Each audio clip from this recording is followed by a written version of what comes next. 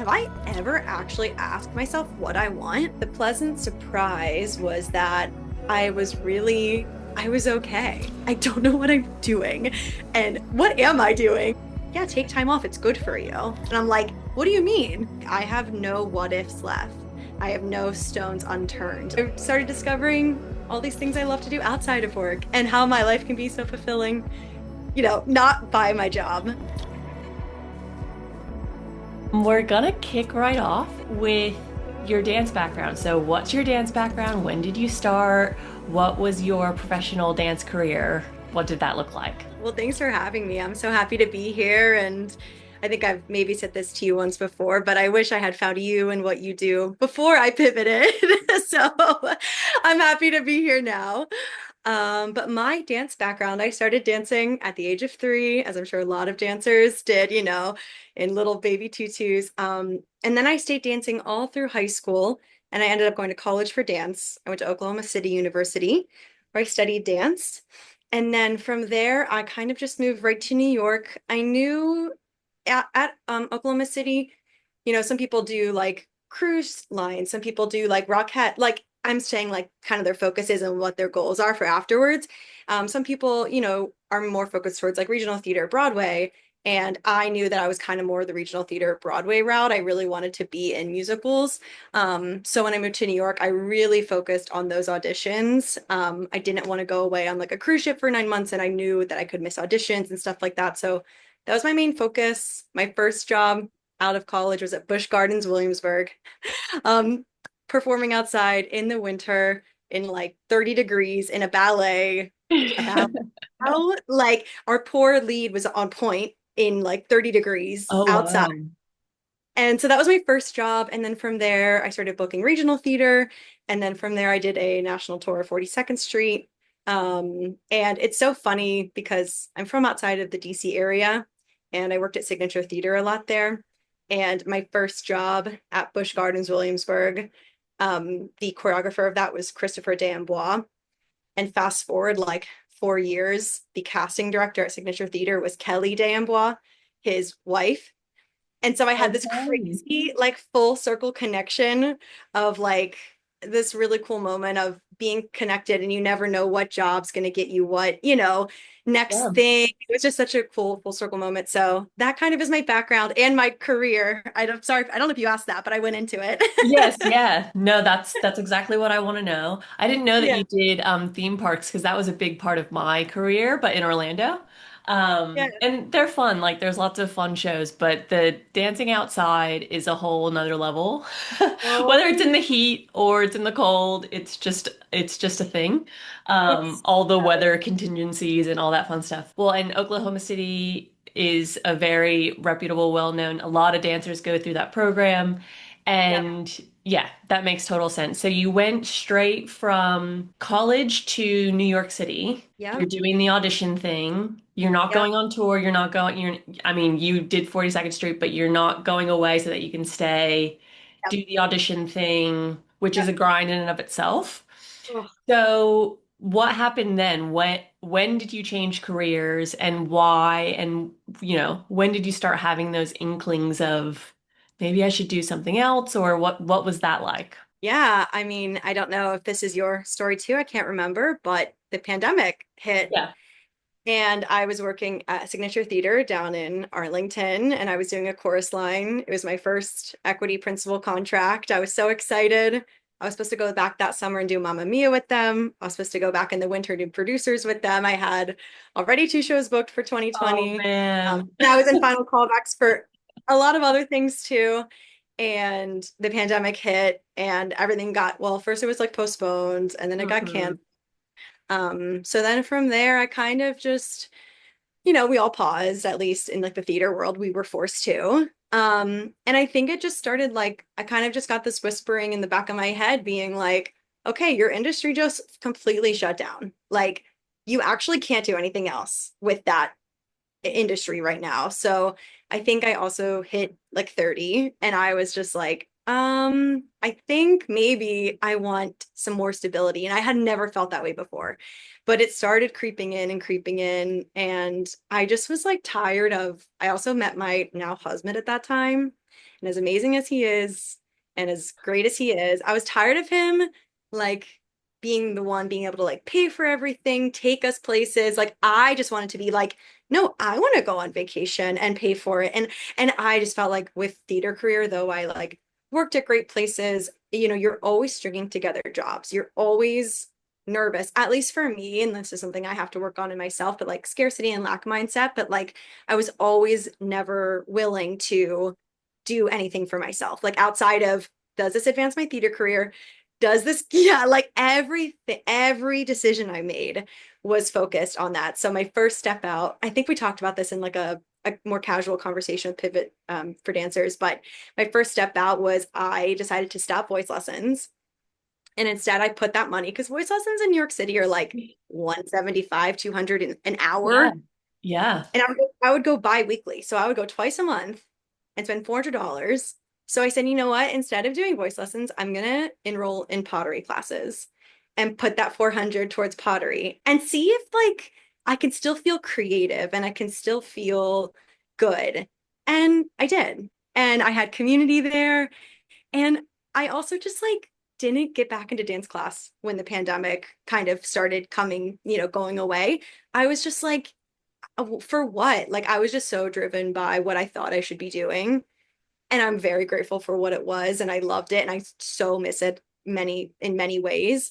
But I was just like, the pandemic forced me to find ways to like find fulfillment and things that I've maybe been not like suppressing, but maybe not acknowledging. Mm. Kind of how the pivot started. Yeah. And from there, I probably had 7 jobs before I'm in my like actual new career now.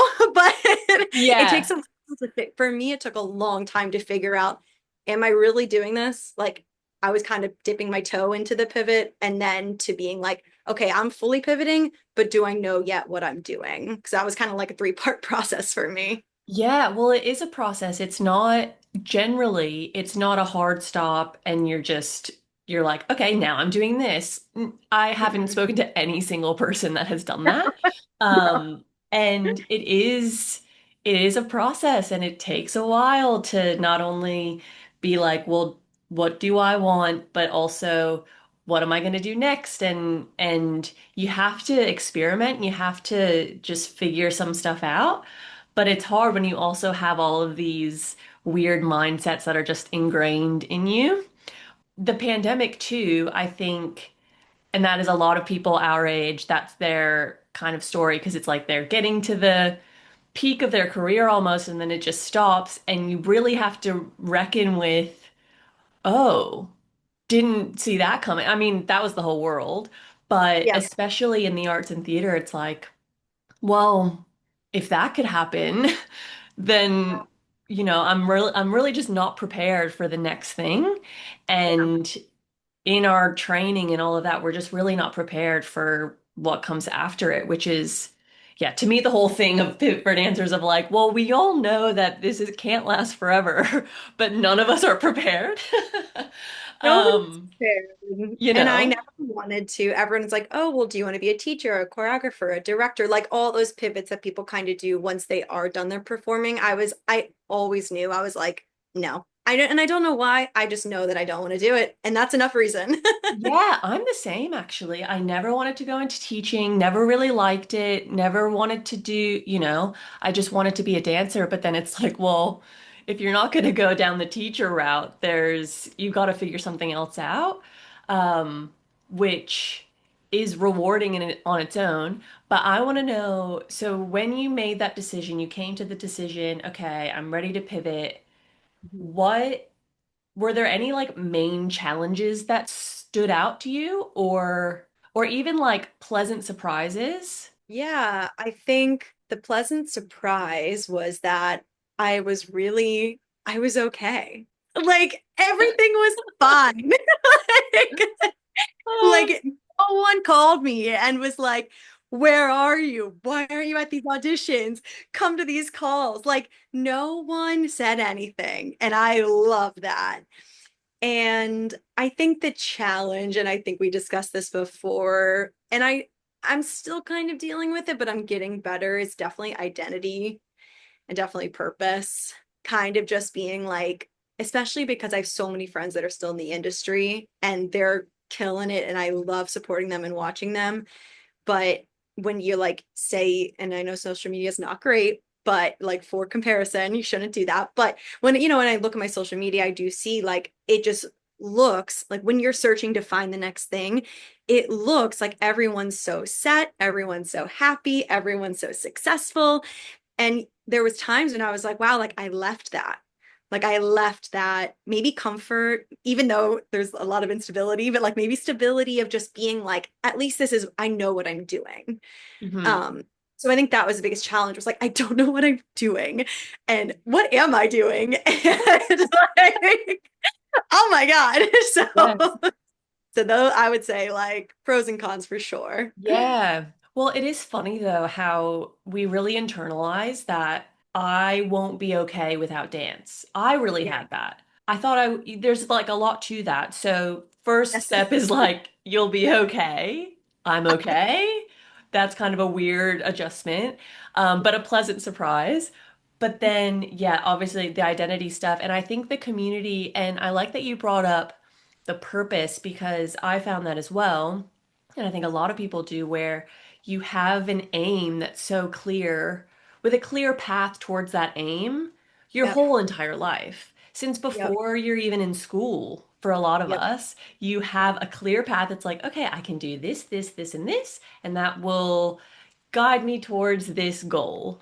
And then Yeah. when it's just up to you, it's like, have I ever even done that for myself?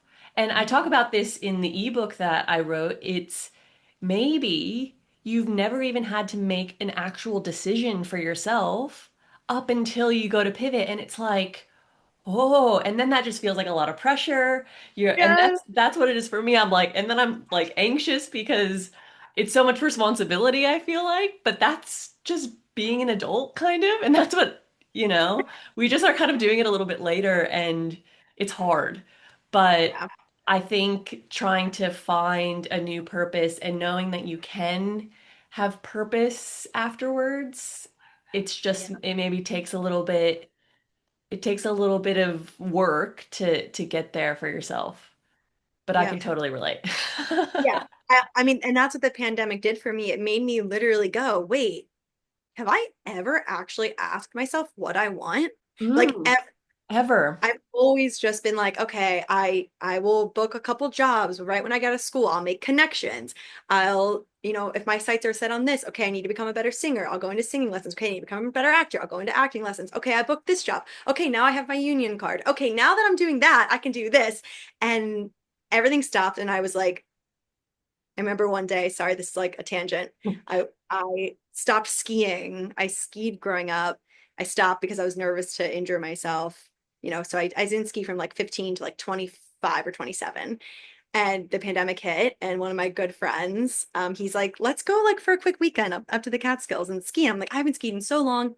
And I remember it was like the most like joyous and fun and free I had felt in so long. And I had this moment on the ski mountain. I was skiing down and I was like, who cares what my resume says? Who cares what my credits are? Who cares if, and it was like this weird, I don't know, call it like woo woo. It was like this weird voice that was just like, you don't need to like that path. You can step off and really start to ask yourself stuff. Like it was crazy. And so then from that point on, I was like, I'm gonna question. I'm gonna ask myself finally. And it takes forever though, and it takes trying stuff too. And it's a constant thing. Yeah. I actually retired before the pandemic, Mm, 2018, and I yeah. still have that kind of stuff. But it's Yeah. definitely like listen to that voice on the ski mountain. Yes. That's, it's there's something there. Yeah. So what are you up to now? What's your new job? What does a day in the life look like? Yeah. So I would say before the job I had now, I was working for a biotech recruitment agency. I was doing like admin, coordinator things, sourcing for applicants. And that was a job that really just was kind of my bridge job to, I knew that I didn't want to do that full time. I just knew, like, or as a career, I just knew that. And so I tried to pivot again into kind of more theater. So I worked for a theater, like a theater management company, I guess you could say. And I realized I'm like, you know what? I thought I like needed the theater community, dance community to feel fulfilled again, but I didn't. I was like, no, actually, what I want is like a career where I can grow, improve technical skills, maybe advance, salary or position or whatever, just grow in skills. I want like a flexible time off kind of situation. I want like a hybrid work schedule, and I want really clear boundaries of when I'm not working, I'm not working. Because I think so many jobs, it gets very blurry. And that was my biggest boundary because I started discovering all these things I love to do outside of work and how my life can be so fulfilling, not by my job. And so I kind of started navigating, just exploring, and I found this amazing company. I'm kind of plugging them here, not plugging them, but this group called Artists Who Code. I don't know if you've heard of them. Yes. Yeah. Yeah.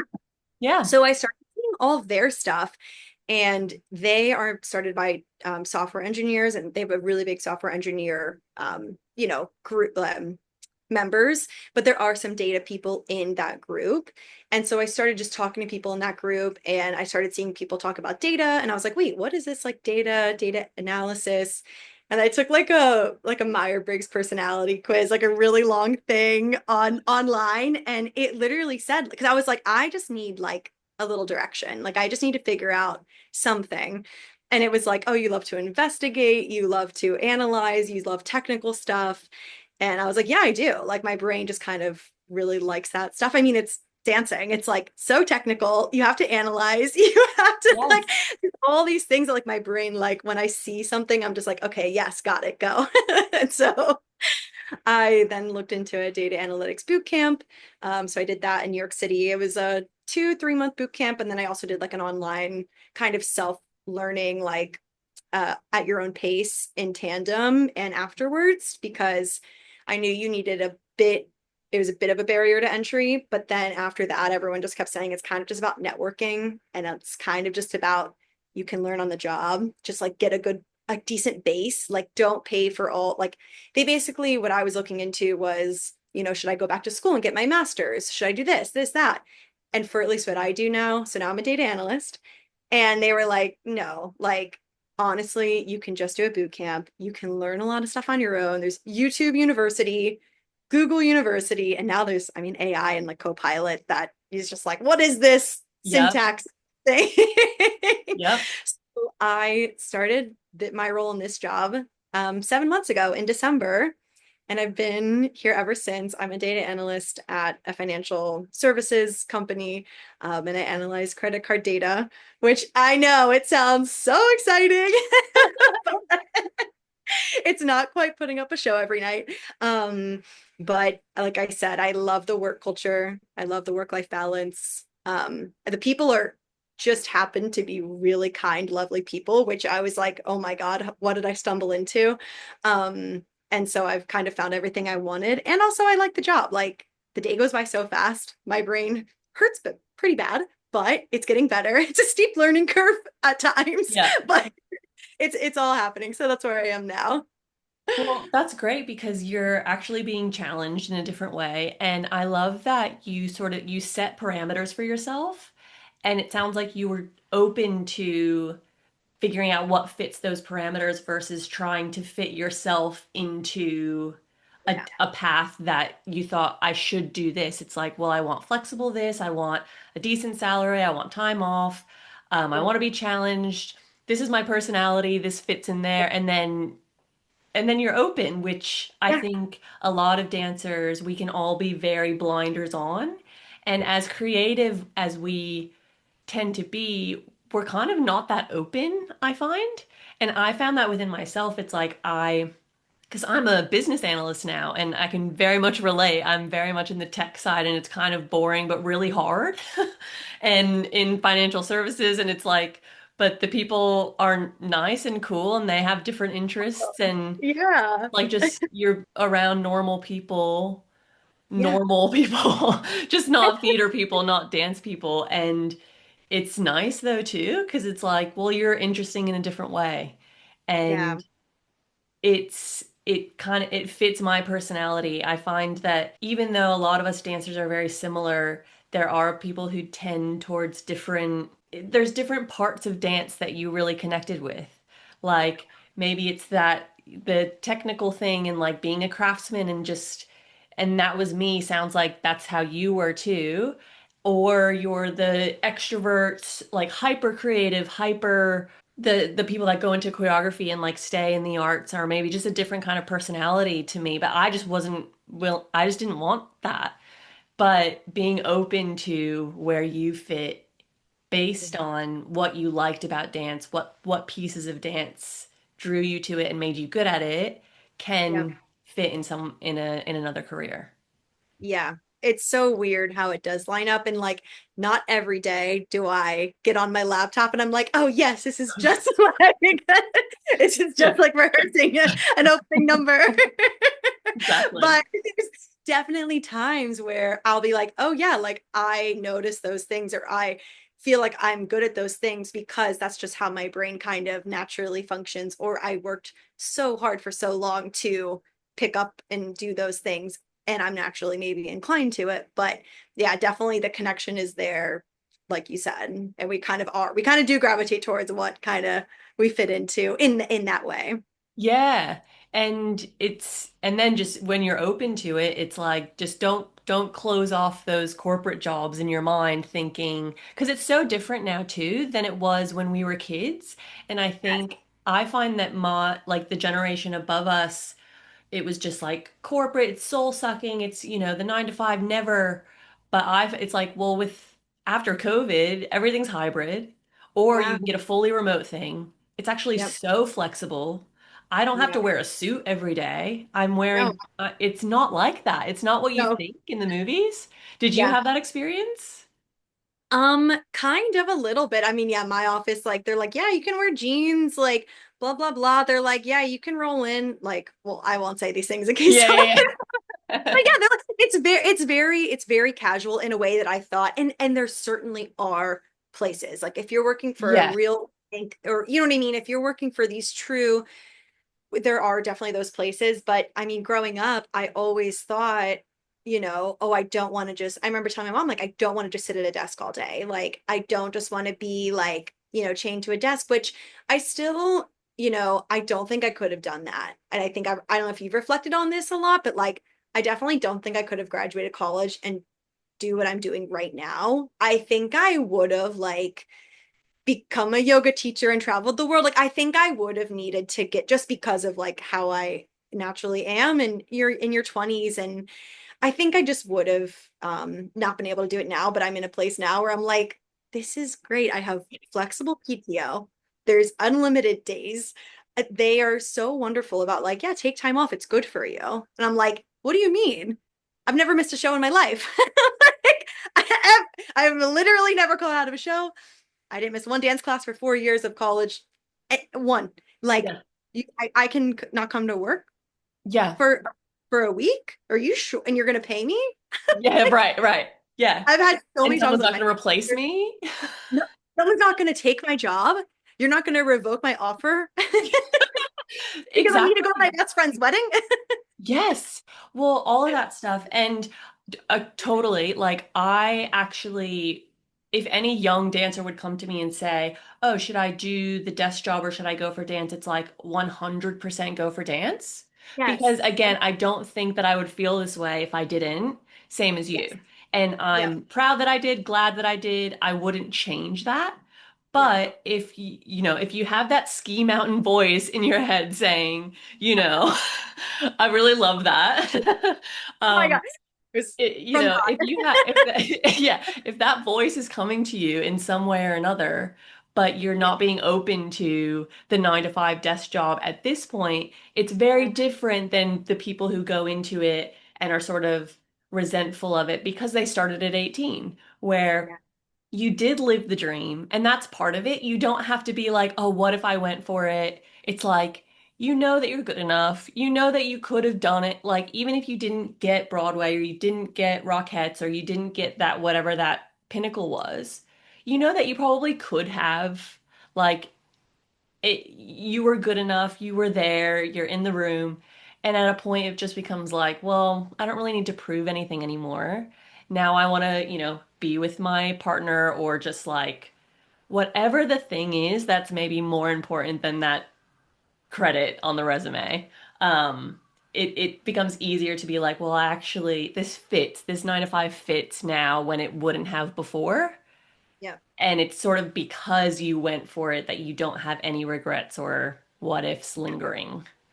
I talk about that because one of the, I don't know if this happened to you, but people, know about my background at work. And when they were first starting to get to know me, and even now, they'll be like, don't you miss it? Why are you here? Or are you still doing shows? I'm like, first of all, shows were 8 times a week. I could not do this job and 8 shows a week. Like, Yeah, I would done. But second of all, like I always say to them, I'm like, no, like I have no what ifs left.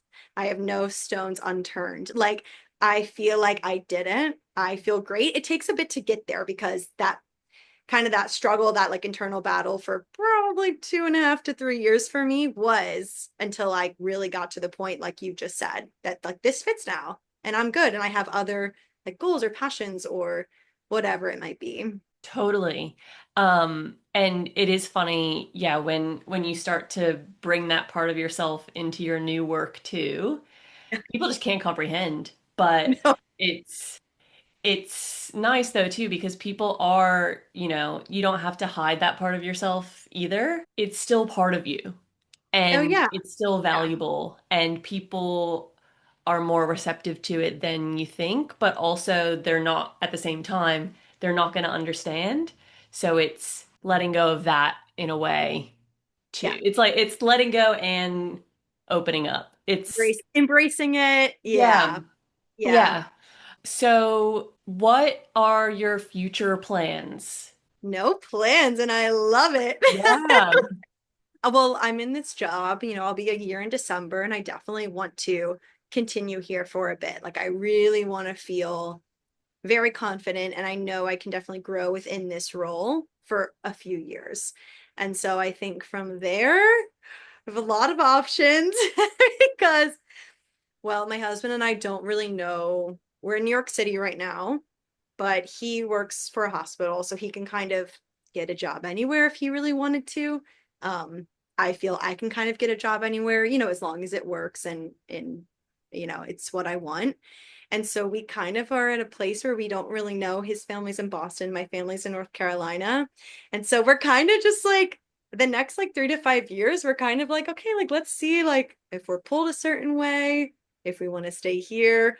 My this is so my, I mean, my plans are career based, but they're really just lifestyle based. Yeah. um, and my dream of dreams goes back to my skiing mountain voice. I would love to get, I would love to save up and build towards getting like a tiny little cabin or like something in the mountains, either in upstate New York or, Vermont, New Hampshire, just something to like truly be our life outside of what we do for work because we love New York, but it like I moved here for dance. Like I moved here for theater. I don't really, my actual job's not even in New York City. It's just up in White Plains. It's right out of the city.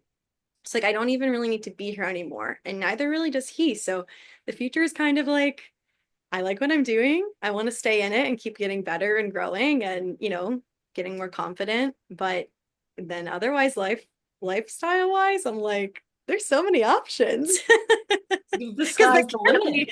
I can be like I can do this now. Like I can plan and think about this and like host friends and family like and just have amazing experiences and another thing we really want to do is like community, give back, volunteer, like make time for things that like I just never I don't know, like felt like I had the time and space for before in a weird or I just didn't think about before. I don't know, maybe it was selfish then and I've just grown up, but yeah, that's part of it too. Yeah, well, the sky is truly the limit when you open yourself up to it and you're like, oh, it's not just about career. There's all these other things I want to do and I actually can. And it feels Yeah. possible. And that's how I feel too. It Yeah. feels possible to have the lifestyle that you want that's up to you. That's like nobody else has to get it, No, I don't but care. and nobody else is probably on this path, which is good. Yeah. It's you're creating your own life Yeah. beyond dance and beyond your career, and it's so nice. I It's love the best. it. This is actually so funny. So well, one, the second week of my job I'm in now, there was a talent show, corporate wide, global company talent show. I get in there and they're like, Elise, this is you next year. Like you need to crush it. The first place is $5,000. I'm like, where have I landed? Where am I? I'm like, what do Yeah. you want? You want a song? You want to dance? What do you want? Yeah. That is so funny. But I Oh, love so that too. It's like a whole new world when you go into, you're like, where has all this money been all my life?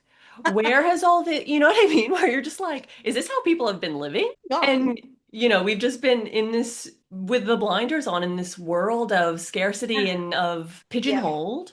Yeah. Again, wouldn't trade it. Like, it's good in so No. many ways and it teaches you so much. And it's like, I'm 100% a better person because I was a dancer, I believe. But it's like when you open yourself up, it's kind of like how the other half lives, I feel. Where I'm like, whoa, what It's is this? possible. Okay. I know.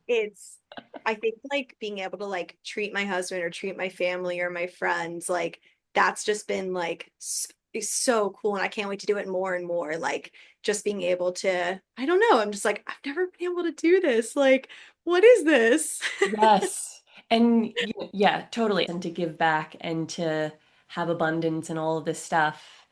And it's fulfilling to create that for yourself and create the life that you actually want. It's so Yes. cool. So it's really nice to see that you're doing that. I'm very happy for you. It's very exciting. I feel like we have a lot in common. Yeah. Um, and yeah, it was so nice to talk to you. Thank you You so much too. for joining me. Thank you. And thank you for all that you do for this community. I know it's very appreciated.